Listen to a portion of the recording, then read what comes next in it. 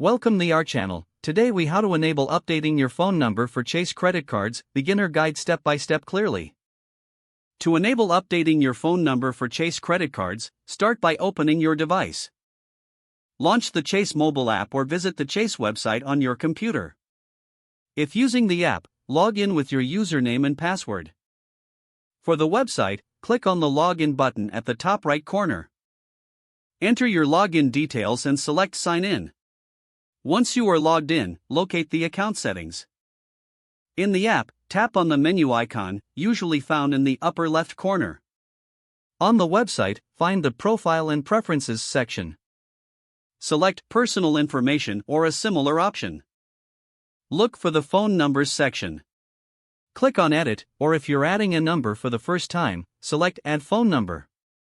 Enter your new phone number in the designated. Make sure to select the type of number, such as mobile or home. To verify the new number, check if there is an option to receive a verification code. If prompted, choose to receive the verification code via text or call. Retrieve the code sent to your new phone number. Input the verification code in the provided field on the app or website. Once verified, save the changes to update your phone number. Check that the updated number appears correctly in your account settings. For any issues, consider reaching out to Chase customer service for assistance. If the page does not load, refresh the browser or try again in a private or incognito window. Make sure you are using the correct email address, then retype it carefully to avoid small typos. If your password is not accepted, use the reset option and create a new strong password you can remember. Check your spam folder for verification or security emails, then complete any requested confirmation steps.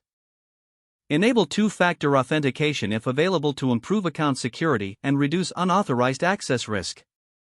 After signing in, review your profile details so your contact information and settings are accurate and current. If you see an error message, note it down and try again after restarting your device and internet connection.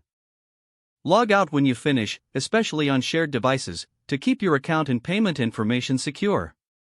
If the page does not load, refresh the browser or try again in a private or incognito window. Make sure you are using the correct email address, then retype it carefully to avoid small typos. Don't forget to like this video and subscribe to our channel for more step-by-step tech guides.